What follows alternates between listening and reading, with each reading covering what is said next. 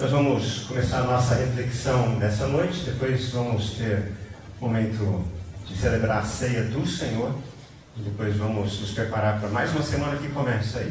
Por que a gente se reúne todo domingo aqui? Alguém já se perguntou? Por que a gente se reúne todo domingo, canta música, ouve a palavra, ora e depois vai embora? Por que isso?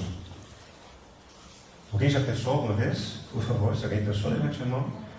Aqui já, a Bruna já falou ali da questão da comunhão, é verdade. Mas às vezes a gente acaba repetindo práticas religiosas sem pensar o porquê que a gente faz isso, né? E é engraçado, é triste ao mesmo tempo. A verdade é que todos nós fomos ensinados de que existem dois caminhos na nossa relação com Deus. E nós pensamos que existem apenas dois caminhos, o caminho da religião e o caminho da não religião. Só que nessa noite a gente vai conversar sobre algo diferente. Porque, de uma maneira ou de outra, todos nós somos motivados por Deus. Ou nós caminhamos em direção a Deus, ou nós caminhamos em direção oposta a Deus. Todo ser humano tem essa inclinação, mas o ponto de referência é Deus. Ou a favor, ou contra. E hoje nós vamos ver que, na verdade, não existem dois caminhos, existem três caminhos para a gente se relacionar com Deus. Três formas. Agora, uma coisa que ninguém pode negar é o seguinte: a forma como a gente se relaciona com Deus, ela determina a forma como a gente se relaciona com os outros. Vou repetir. A forma como a gente se relaciona com Deus, ela influencia a forma como nós nos relacionamos com os outros, tá? Primeiro caminho, então, tem a ver com a não religião. É uma forma de você se relacionar com Deus, contrário a Deus, mas ainda é uma forma. E o foco dessa forma de relacionamento, ela está não em Deus, mas no ser humano. E as três formas, elas tratam de um sentimento, de um vazio que existe em todos nós. Nós temos a necessidade de nos sentir aceitos. É por isso que você, que, por exemplo, veio pela primeira vez nessa noite, você ficou preocupado assim: será que essa roupa está adequada aqui? Será que o meu corte de cabelo está correto? Será que eu vou ser bem aceito lá, vou ser bem recebido? Porque todos nós temos isso, onde quer que a gente esteja, a gente quer ser aceito. Por isso que a gente procura grupos com os quais a gente tem a afinidade, para a gente poder se sentir bem. Nesse grupo da não religião existe isso também. Eu quero me sentir aceito. Só que ao mesmo tempo existe um sentimento que carrega o coração de quem se relaciona com Deus dessa maneira. É a culpa.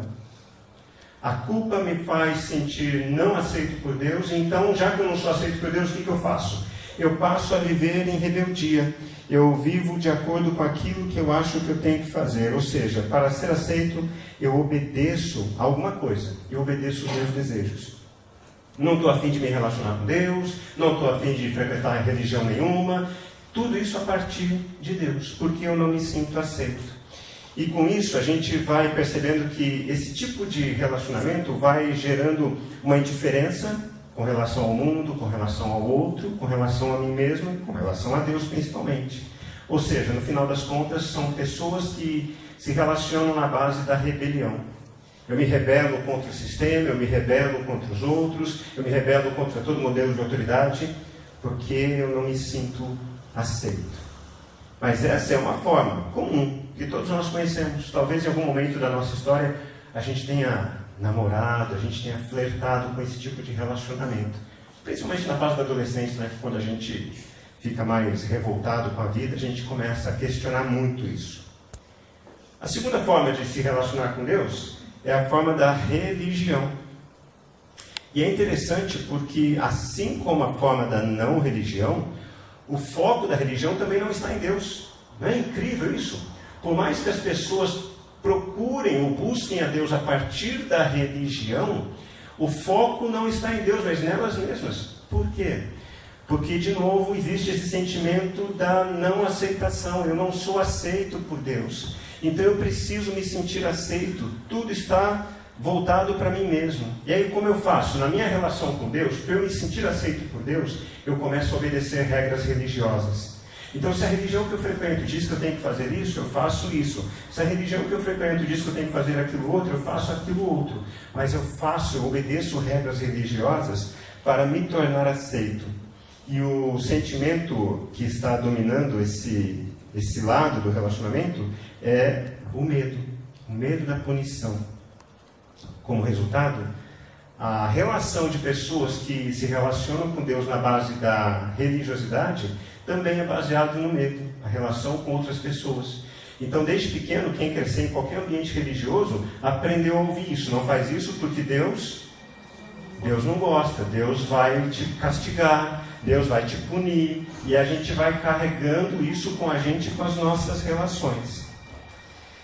E percebem que, na verdade, tanto a não religião quanto a religião, elas são as causas dessa polarização que a gente tem no nosso mundo. Do que é certo, do que é errado, ele sim, ele não, Palmeiras, Corinthians, Juventus, Portuguesa, e por aí vai. A gente vai criando essas polarizações porque a gente não aprende a viver uma vida equilibrada.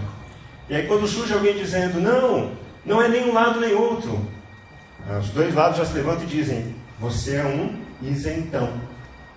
Você está fora de tudo aquilo que você deveria estar. Mas existe sim uma terceira via. E o terceiro caminho é o que a Bíblia apresenta como evangelho. Evangelho, o que significa essa palavra evangelho?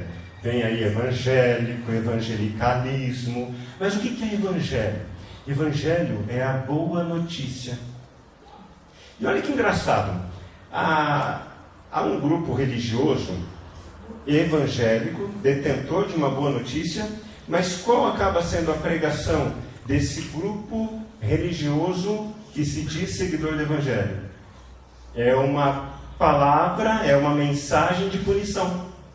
Se você não está na minha igreja, se você não está no meu grupo religioso, você vai para o inferno. Você vai ser punido. Que raios de boa mensagem é essa? Isso não é boa mensagem nem aqui, talvez só no inferno. Mas aqui não. Não há mensagem de esperança. E o Evangelho, ele tem um foco diferente. O foco não está no ser humano. O foco está em Deus. Não naquilo que a gente pode fazer por Deus, mas por aquilo que Ele já fez por nós e por aquilo que Ele continuará fazendo por nós. Então, o resultado disso é que, como eu sou aceito por Deus, eu obedeço. Porque vamos falar a verdade, quando você era criança, tinha duas maneiras de você obedecer seu pai e sua mãe. Ou com medo do chinelo, da cinta, da varinha do chicote, ou por gratidão. E o que te motivava a obedecer de todo o coração não era o chinelo, não era a varinha, não era a cinta, não era o chicote. Era a gratidão. Gratidão por algo que os seus pais tinham feito de bom para você. E aí você tinha como resposta simplesmente isso. E quem se relaciona com Deus na base do Evangelho é grato a Deus por tudo aquilo que Deus fez e tem feito. A nossa reação com os outros não pode ser outra forma. Tem que ser também movida por esse amor, por essa gratidão. Aí então é a boa nova. Você não precisa pagar o preço. Alguém já pagou o preço. A boa nova é que você não precisa fazer nada para ser aceito por Deus. Deus nos aceitou através de Cristo Jesus. E isso muda radicalmente a nossa relação com Deus e a nossa relação com os outros. Hoje, então, nós vamos conversar sobre isso. Nessa nossa caminhada de descobrir o propósito de Deus para as nossas vidas, como a gente pode viver uma vida sem medo de Deus e como isso vai transformar a nossa relação com Deus, a nossa relação com a gente mesmo e a nossa relação com o outro. Do que preste atenção em mim, a forma como nos relacionamos com Deus determina a forma como nos relacionamos com as pessoas. A forma como nos relacionamos com Deus determina a forma como nos relacionamos com as pessoas. Nós vamos ler 1 Coríntios, capítulo 11. Você já pode abrir a sua Bíblia, o seu aplicativo. Nós vamos ler dos versículos 23 a 26. 1 Coríntios, capítulo 11, versículos 23 a 26. É um texto bem conhecido. E à medida que você vai abrindo, eu vou apenas situar você no contexto histórico. Quando Paulo escreveu isso? Por que Paulo escreveu essas palavras de 1 Coríntios, capítulo 11, versículos 23 a 26? Paulo escreve essa carta para uma igreja que se reunia nas casas na cidade de Corinto. Corinto ela era a capital da província da Acaia, que ficava ali na península do Peloponeso. Lembra o filme 300? Ali onde teve aquela grande guerra de Esparta, defendendo os gregos da invasão dos persas. Foi ali na península do Peloponeso. E essa imagem, ao fundo, é o tal do Istmo de Corinto. É por onde os barcos, até hoje, passam para poder adentrar no porto de Corinto. Então, Corinto era uma grande metrópole da antiga Grécia. E vocês sabem que onde existe porto, existem algumas coisas. Que coisas que existem onde há porto? Me ajudem. Comércio, que mais? Imigrantes, que mais? Prostituição. Então é algo que girava a economia de Corinto. Corinto era famosa por isso, então. Comércio, negócios, gente de outras partes do mundo, prostituição. Aliás, no antigo Império Romano, uma forma de você xingar alguém, e me perdoe, mas é o que conta a história. Quando você queria xingar alguém de imoral ou depravado, você chamava ele de corintiano. É a história que diz isso. Estou ouvindo ali um glória a Deus, fala Senhor, não sei porquê. Eu achei assim. Por quê? Por causa dessa mistura de pessoas, mistura de gostos, de jeitos de lidar. Só que é engraçado porque por volta do ano 55, Paulo escreve essa carta. E a carta que Paulo escreve a esses cristãos é uma série de respostas a perguntas que esses cristãos se faziam. Mas espera aí, e agora? A gente vive numa cidade assim, que tem essas práticas, o que significa seguir a Cristo? Então eles fizeram uma série de perguntas a Paulo. E Paulo então respondeu um a um e enviou essa carta para esses irmãos que se reuniam nas casas. Lembrem, não existia templos cristãos nessa época. Os cristãos se reuniam nas casas. Os cristãos se reuniam nas sinagogas. Era o costume deles. Então é uma carta para ser lida. Então essa carta estava tentando responder isso. E o que trata essa carta? A primeira carta de Paulo aos Coríntios está falando a uma igreja que está dividida. Nessa igreja existiam pessoas que se julgavam melhores do que outras.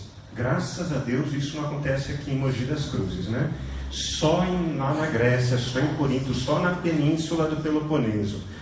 Então tinha um grupo que pensava assim, não, nós temos os dons espirituais, nós jejuamos, nós nos sacrificamos, nós somos melhores do que o que eles chamavam de carnais.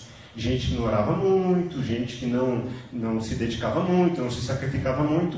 E além dessa divisão, tinha outra divisão. Tinha um povo que gostava demais de ouvir Paulo falar. Mas tinha outro grupo que pensava assim, não, Paulo é muito duro. Gente que preferia ouvir Apolo, porque Apolo falava de uma maneira mais doce, sabe, mais ao coração das pessoas. Paulo já era mais enfático. Então a igreja estava completamente dividida. E não era uma igreja grande, eram pessoas que se reuniam nas casas.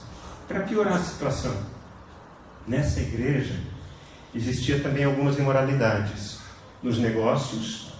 É daí que vem aquela expressão que Paulo usa do jugo desigual. O jugo desigual não é um cristão casar com uma não cristã, ou vice-versa. Jugo desigual é dois que dizem seguir o mesmo Senhor, o mesmo Deus, terem negócios tão esquisitos que um coloca o outro na justiça. Eita! Que coisa ruim, porque se você diz que pertence à luz, como é que você vai levar o outro para a escuridão? Isso é jugo desigual, não é apenas casamento, relacionamento. Então havia imoralidade sexual, imoralidade nos negócios, imoralidade nos relacionamentos. E aí culmina nesse ensinamento que Paulo vai dar sobre o momento da ceia do Senhor, porque a turma estava bagunçada e ele estava tentando pôr ordem na casa. Vamos ler então 1 Coríntios 11, versículos 23 a 26. Diz assim a palavra: pois eu lhes transmiti aquilo que recebi do Senhor. Na noite em que o Senhor Jesus foi traído, ele tomou o pão, agradeceu a Deus, partiu e disse: este é meu corpo, que é entregue por vocês. Façam isto em memória de mim. Da mesma forma, Depois da ceia, tomou o cálice e disse: este cálice é a nova aliança, confirmada com meu sangue. Façam isto em memória de mim, sempre que o beberem. Porque cada vez que vocês comem desse pão e bebem desse cálice, vocês anunciam a morte do Senhor, até que Ele venha. Não começou com religião. Cristianismo não começou como religião. Cristianismo começou como um movimento. O médico Lucas, inclusive, ele relata isso lá na sua carta, no seu livro de Atos. Ele diz que os primeiros cristãos eram chamados aqueles do caminho. Eram pessoas que, enquanto viviam por onde quer que passavam, faziam alguma mudança positiva, traziam luz em meio à escuridão. Então o cristianismo não começou como religião. Quando então o cristianismo passou a ser religião? Lembra que eu falei que essa igreja que se reunia em Corinto se reunia nas casas? Não tinha templo, não tinha sacerdote, não tinha pastor. Eram comunidades de irmãos e irmãs, homens e mulheres, ao redor de Jesus Cristo. Pois bem, em 313, o imperador Constantino, ele promulgou o Édito de Milão, o Édito de Tolerância, porque até então, nós cristãos éramos acusados de sermos ateus, nós éramos julgados por sermos ateus, porque não críamos nos deuses romanos, não críamos no imperador romano como filho de Deus, cremos em Jesus como filho de Deus, e dessa forma éramos perseguidos, lançados aos leões, os cristãos eram nessa época, por causa da sua fé em Jesus Cristo. Em 313, Constantino então declara que o cristianismo não pode mais ser perseguido. O cristianismo deveria ser aceito, tolerado como uma forma de fé. E então, em 380, surge o imperador Teodósio I. E ele então proclama o cristianismo religião oficial do império. Então, de um movimento ao redor de Jesus, um movimento de homens e mulheres, um movimento de pessoas que, enquanto caminhavam, enquanto viviam a sua fé em Cristo de tal maneira que provocavam transformações profundas na sociedade. A partir de 380, esse movimento passa a ser uma religião institucionalizada, com templos, com sacerdotes, com regras, com dogmas, com doutrinas, com punições. Então, tudo que estamos experimentando até hoje é um reflexo desse movimento que começou ali com Teodósio I, que começou com Constantino. Deixou de ser um movimento, uma relação, um relacionamento ao redor de Jesus e passou a ser um movimento ao redor da igreja. E aí começa a nossa doença como cristãos eclesiásticos, porque a nossa relação com as pessoas passa a ser regida não mais por Jesus, mas pela igreja, pela religião cristã. Nós começamos a exercer poder sobre as pessoas, aumentando cada vez mais o medo. Se você não estiver na igreja correta, você está destinado ao fogo do inferno. Se você não seguir a religião correta ou a crença correta, você é considerado herege. Se você não faz aquilo que a gente está ensinando você a fazer, você não é bem-vindo em nosso meio. Percebem como que um movimento que começou de maneira muito simples, mas muito intensa, ao redor de Jesus Cristo, acabou tendo esse deslocamento histórico para a estrutura eclesiástica, a estrutura religiosa. Não é à toa que o cristianismo histórico ele encontrou vários adversários, entre eles escritores, artistas, e um grande escritor estadunidense, Mark Twain, escreveu assim certa vez: a melhor cura para o cristianismo é ler a Bíblia. Ele era ateu. A melhor cura para o cristianismo é ler a Bíblia. Percebam? Porque nesse deslocamento de Jesus para a igreja, nós passamos a ouvir homens, passamos a ouvir mulheres, considerados santos, sagrados, superiores a nós, réis mortais, e nós então passamos a nos estabelecer a partir de doutrinas, de regras, de normas que impuseram sobre nós, a partir do medo. e nós esquecemos de seguir Jesus. Então pessoas são apaixonadas por igrejas, pessoas são apaixonadas por religiões, porque no final das contas não é eu estar numa relação correta, é eu ter a razão. Por isso que a gente gosta tanto quando um artista se converte à religião cristã evangélica. O sentimento que a gente tem é, nossa, olha só, você viu até ele, então nós não estamos tão errados assim, até ela está com a gente. A gente sente esse prazer mascarado, porque a gente não está em Jesus. E quando o nosso relacionamento com Deus é baseado na religião, nós perdemos o senso de comunidade. Isso que nós cantamos, juntos podemos andar por causa do amor de Jesus. Aí a polarização que a gente experimentou nas eleições é a mesma no futebol, e é esse sentimento religioso do nós contra eles. Eu li um post essa semana no Facebook que eu achei tão engraçado, a pessoa comentando lá que o candidato dela ganhou e o que estava fazendo. A pessoa teve a pachorra, a coragem de escrever assim: eu sabia que eu estava certo. Eu sabia que eu estava certo. Percebam, nesse sentimento religioso que a gente foi educado, a gente foi iludido a achar que o mundo é dividido entre os que estão certos e os que estão errados. Deixa eu contar um segredo para você, não sei se você sabe disso. Todos nós estamos errados. Porque todos nós estamos distantes de Deus. Não é apenas o ateu que não crê em Deus. Muitos religiosos não creem em Deus. Porque não precisam, acham que não precisam de Deus. Um exemplo. A história que a gente conta para as nossas crianças. Estão chegando a época de Natal. Então a gente ensina as crianças que durante o ano elas têm que ser boas, tem que ser um bom menino, porque daí o que acontece no final do ano, se o nosso filho for um bom menino? Ele vai ganhar um presente. Se ele for um bom menino, ele vai ganhar um presente. E a religião, ela ensina dessa mesma forma para a gente. Se vocês forem boas pessoas nessa vida, quando chegar o momento de vocês morrerem, vocês serão presenteados. Mas que raio de boa ação é essa? Que eu preciso ser bom para ser premiado? O nome disso é corrupção. Todos estamos errados. A não ser que Deus tenha feito o caminho inverso. A não ser que Ele tenha vindo até nós para dizer: não era assim. Vocês não precisam pagar a conta, porque eu paguei naquela cruz. Para que vocês não se sintam mais culpados e amedrontados, porque o amor vence todo medo. E é sobre isso que Paulo estava falando quando ele vai falar sobre a ceia, nesse texto que nós lemos.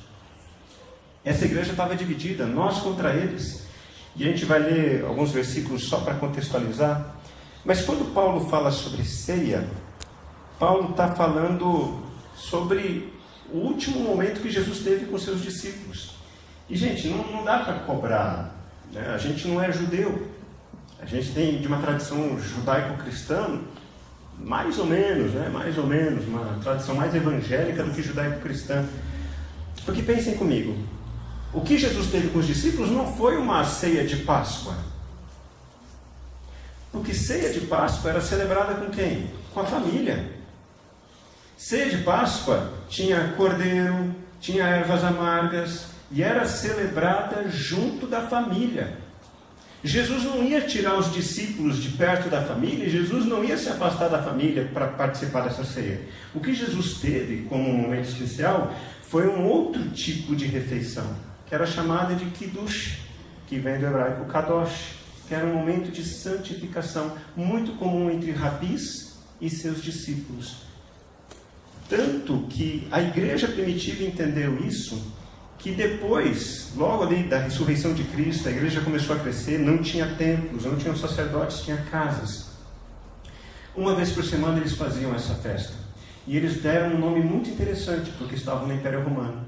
A festa da santificação eles chamaram de festa ágape, a festa da entrega, a festa do amor. E como é que funcionava? Era uma espécie de junta-panela. Cada um levava um prato de salgado, um prato de doce, vinho, porque era o hábito, a cultura, gostavam de tomar um bom vinho. E então estavam lá, enquanto uns chegavam mais cedo, outros acabavam chegando mais tarde, por causa de trânsito, por causa de metrô, difícil aquele momento, mas as pessoas moravam longe, iam a pé. E de acordo com o costume que é contado na história da igreja, imagine o seguinte, imagine então que o Roberto está recebendo esse mundaréu de gente lá na tua casa, Roberto, para a gente fazer essa festa ágape. Então a Jandira vai lá, prepara aquele bolinho de fubá que ela faz tão bem, né, Jandira? Oh, Jesus, bênção de Deus, esse bolinho. Cada um vai levando um prato especial. Aí, à medida que a gente vai chegando, a gente vai comendo, vai bebendo, vai conversando. No meio lá da conversa, tem uma música que a gente canta, eu gosto, vamos cantar essa música, cantamos essa música. Aí alguém, poxa, eu lembrei de um texto da palavra de Deus que diz assim, nossa, que legal. E continuam conversando, era uma festa que durava horas e horas. E o pessoal, em meio a tudo isso, tomando vinho. No final do jantar, porque embora a nossa tradução seja ceia, eu fui ensinado que ceia é depois das 10 da noite. Só que o texto diz que é jantar. A palavra em grego é jantar. Logo assim, finalzinho da tarde, início da noite. Quando terminava toda a comida, o dono da casa, no caso Roberto, ele ficava em pé no meio de todos nós. Ele pegava uma taça de vinho, pegava um pão e dizia, assim como o Senhor Jesus nos ensinou. E aí ele partia o pão, dizia as palavras de Jesus, o pão era repartido com todos, o vinho era repartido com todos. E então terminavam aquele momento de comunhão, de estar juntos ao redor de qual igreja? Porque a igreja estava ali ao redor de Jesus. Percebe a diferença? E aí a gente vem desse momento histórico, Constantino, Teodósio, e aí estabelece uma prática religiosa. O que a prática religiosa ensina? Quem que pode servir a ceia? É o dono da casa. Então eu vou ter que mudar para cá agora, Ezequiel. Vou ter que arrumar aqui o quarto do Caio, vou colocar aqui perto da bateria. Não, melhor não, né? Porque a gente institucionalizou aquilo que deveria ser natural. A gente caiu no erro. Porque igreja só é igreja quando ela é formada de homens e mulheres que estão caminhando, vivendo as suas vidas ao redor de Jesus e se juntam para provocar alguma transformação onde moram. E essa é uma realidade impressionante. Contexto. 1 Coríntios 11, 20 a 22. Paulo vai começar a falar sobre ceia. Quem pode ler para mim o texto projetado, por favor? Quando vocês se reúnem, não estão interessados de fato na ceia do Senhor. Alguns de vocês se apressam em comer a própria refeição. Como resultado, alguns passam fome, enquanto outros ficam embriagados. Perdão. Será que vocês não têm casa onde comer e beber? Ou querem mesmo envergonhar a igreja de Deus e humilhar os pobres? Que devo dizer? Querem que eu os elogie? Certamente não os elogiarei por isso. O amor de Paulo transpira, né, em cada palavra dele. Mas ele precisa ser duro porque o amor precisa ser firme. O amor nem sempre diz sim. Dizer não é uma forma de amar. É uma forma de proteger. E é isso que Paulo está dizendo. Paulo está determinando aqui, escuta, como é que vocês me aprontam uma dessa? Vocês estão comendo e quando a gente está chegando já não tem mais o que comer porque vocês comeram tudo, encheram a cara. E é isso que vocês chamam de ceia do Senhor? Vocês ainda não entenderam o que é viver em corpo? Vocês ainda não discerniram o que é viver comunitariamente? Vocês não perceberam? O problema é que o que deveria ser uma experiência comunitária passou a ser uma experiência individualista. O que importava para essa igreja dividida não era construir uma comunidade de fé, mas era cada um tomar para si aquilo que era importante, como diz aquele velho ditado: cada um por si, Deus por mim.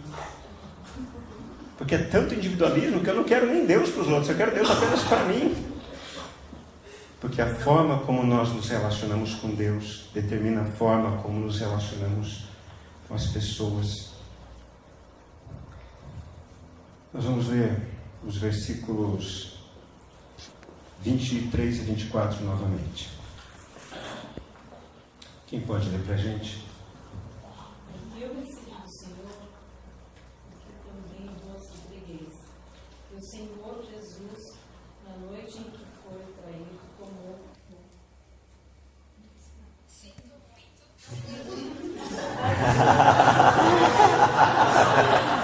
Tranquilo de novo.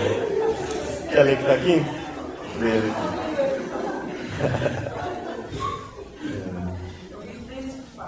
Isso. Pois eu lhes transmiti aquilo que recebi do Senhor.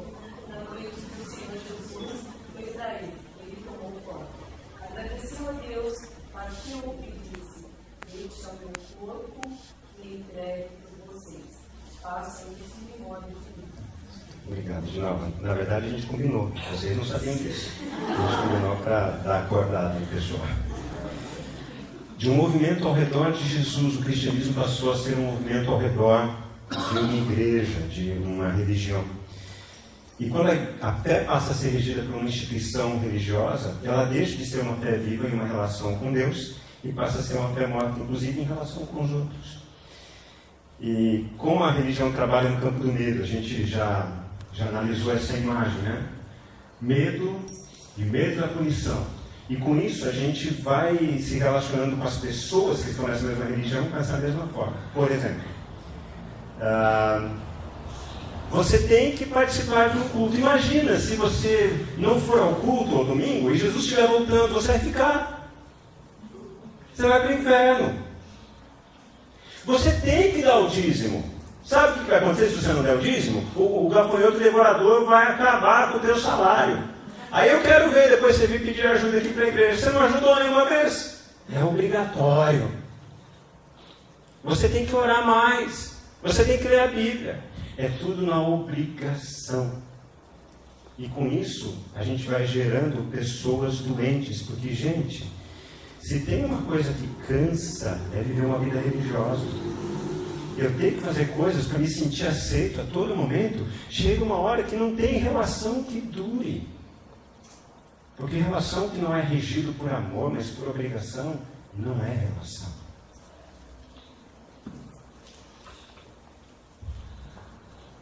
Eu acho engraçado que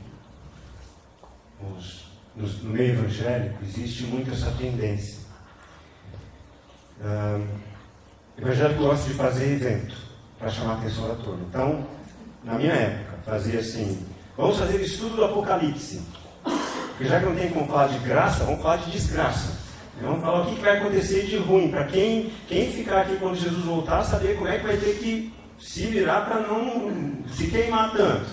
Né? Fala sobre o Apocalipse. Ou então, vamos fazer 7 semanas de propósito. Olha que nome pomposo. Né? Então você vem 7 semanas, toda quinta-feira vamos ter uma semana de propósito.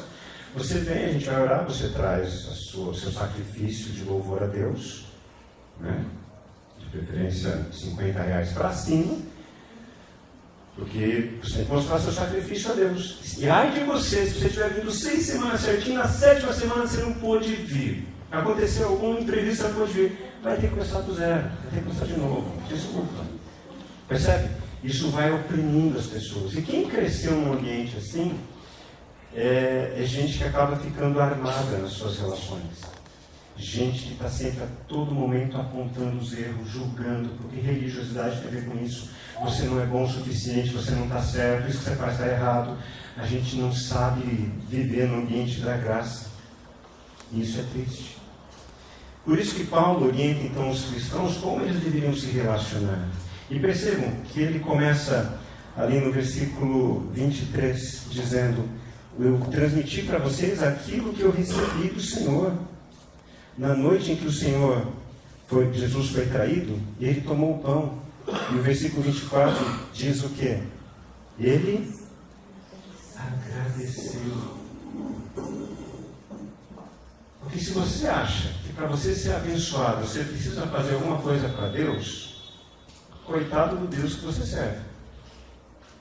Porque se para Deus atender os seus pedidos, você tem que comprar esse Deus com algum dinheiro, com algum sacrifício, esse Deus é um falso Deus. Deus tem prazer em cuidar de nós. Deus tem prazer em nos amar. Deus tem prazer em realizar milagres. E tudo começa a partir da gratidão. 2 minutinhos. Pelo que você pode ser grato a Deus nesse exato momento da sua história de vida? Vamos compartilhar com quem está ao nosso lado. Pelo que você pode ser grato a Deus nesse exato momento da sua vida?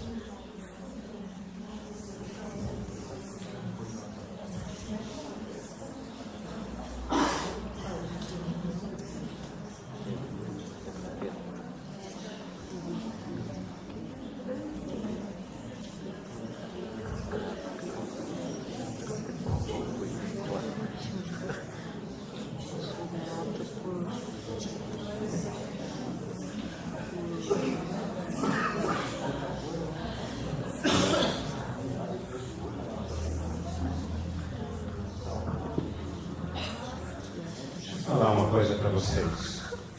O céu não é lugar de gente perfeita. O céu é lugar de gente aceita. O céu não é lugar de gente perfeita. O céu é lugar de gente aceita. O inferno está cheio de gente perfeita. Porque a gente acha que não precisa nem de Deus na sua história. A partir dessa gratidão a Deus, porque nós somos aceitos por Ele, é que nós entregamos a nossa vida. É o que Jesus está explicando no 24. Agradeceu a Deus, partiu o pão e disse: este é o meu corpo. E olha a ênfase, que é entregue por vocês. Façam isso em memória de mim. A gente acha que participar desse momento em memória de Jesus, imagina a cena. Estamos aqui com um copo plástico, com um suco de uva. Imagina Jesus lá no céu. Nossa, ele vai pegar o mesmo cálice. Nossa, olha como isso mexe com o meu coração. Eles agora vão beber o líquido. Nossa, eles entenderam, estão fazendo isso em memória de mim. Isso aqui não é por causa de Jesus, isso aqui é por causa da gente. Quando Jesus diz: façam isso em memória de mim, eu tive o melhor exemplo disso 2 semanas atrás. Fui visitar o Senhor. A esposa dele tinha falecido. Viveram mais de 60 anos de casado. E fiquei lá 2 horas no curso, né? É interessante a gente estar numa casa onde há luto, porque é no luto que a gente começa a fazer reflexões muito interessantes sobre a vida. E da metade para o final, a gente já estava na mesa tomando café, comendo bolacha. Daí ele falou assim, foi a semana anterior da eleição, semana que ia ocorrer a eleição. E ele falou assim para mim: pastor, a minha esposa não conseguia levantar mais da cama. Ela estava completamente comprometida, mas ela estava muito inquieta com a situação do nosso país, com o futuro dos nossos netos, com que país que surgiria para os nossos bisnetos. E eu sei que ela não conseguiria votar. Pastor, eu não preciso mais votar. Esse homem tem 80 e tantos anos. Ele falou assim: eu não preciso mais votar, mas no domingo de eleição, eu vou lá votar em memória da minha esposa. E quando eu estiver digitando os números do candidato que ela escolheu, eu vou dizer assim para ela: meu amor, eu estou fazendo isso em sua homenagem. Fazer algo em memória de alguém é fazer algo que homenagearia essa pessoa. É fazer algo que essa pessoa faria também. Jesus não quer que você apenas pegue de um cálice, pegue de um pão. O que Jesus quer é que você seja movido por esse amor de Deus. E em gratidão você assuma o compromisso de viver uma vida de entrega a Deus e ao outro. E desta forma é que a escuridão no nosso mundo será dissipada. Por causa do amor de Deus. Versículos 25 a 26, quem pode ler para a gente, por favor? Da mesma forma, depois da ceia, tomou o cálice e disse: este é o cálice, esse cálice é a nova aliança confirmada com meu sangue. Façam isso em memória de mim sempre que beber. Porque cada vez que vocês comem desse pão e bebem esse cálice, anunciam a morte do Senhor até que Ele venha. Toda vez que vocês tomam do cálice e pegam do pão, vocês estão anunciando a morte do Senhor até que Ele venha. Nós não estamos anunciando a morte, nós estamos anunciando a ressurreição, a vitória que se impõe sobre a morte. Nós estamos anunciando esperança, nós estamos nos colocando diante de um mundo de escuridão para dizer, sim, o amor é mais forte do que a morte. A esperança sobrepujará toda a nossa desesperança. É possível uma vida diferente. Cristão significa, apesar de terminar com mão, significa pequenos cristos. Gente que é parecida com Cristo. O nosso mundo não precisa de mais igrejas. O nosso mundo precisa de gente parecida com Cristo, que viva na expectativa e na esperança do retorno do nosso Senhor e Rei. É por isso que nós vivemos essa vida não mais voltada para nós mesmos, mas em atender e ajudar e socorrer e ser socorridos em comunidade. Porque é isso que Jesus disse. É dessa forma que as pessoas entenderão que nós somos dele, através do amor que nós tivemos uns pelos outros. Quero terminar com um vídeo. Quero que você assista com muita atenção, por favor. It's easy to put people in boxes. There's us, and there's them. The high earners, and those just getting by. Those we trust, and those we try to avoid. There's the new Danes, and those who've always been here. The people from the countryside, and those who've never seen a cow. The religious, and the self-confident. There are those we share something with, and those we don't share anything with. Velkommen. Jeg kommer til at stille jer nogle spørgsmål i dag. Nogle af dem kan godt være lidt personlige, men jeg håber, I vil svare ærligt på dem. Hvem herinde i rummet var klassens klovn?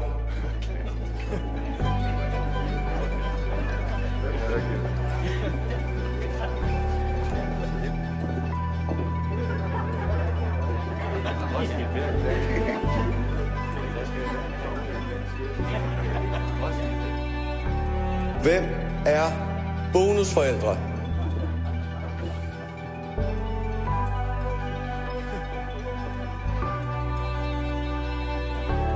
And then suddenly, there's us.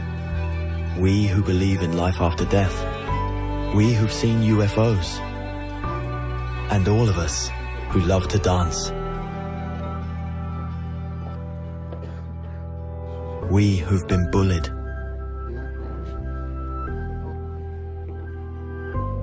And we who've bullied others.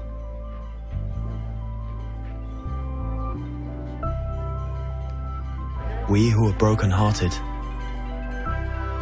We who are madly in love. We who feel lonely. We who have found the meaning of life. And we who have saved lives. And then there's all of us. So maybe there's more that brings us together than we think.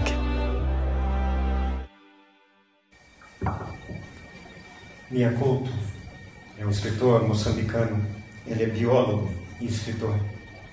E ele escreveu assim: para que as luzes do outro sejam percebidas por mim, devo por bem apagar as minhas, no sentido de me tornar disponível para o outro. Nós estamos na mesma cidade, no mesmo país, no mesmo planeta. Estamos no mesmo barco, estamos todos errados, mas somos todos aceitos por Deus. Que você se deixe invadir pela gratidão do amor de Deus em Cristo Jesus. Que você experimente as mudanças que o Espírito Santo deseja realizar na sua vida, na sua história. E dessa forma, você experimente algo novo na sua vida e veja o mundo ao seu redor florescer com a luz de Cristo. Quero orar por mim, quero orar por vocês.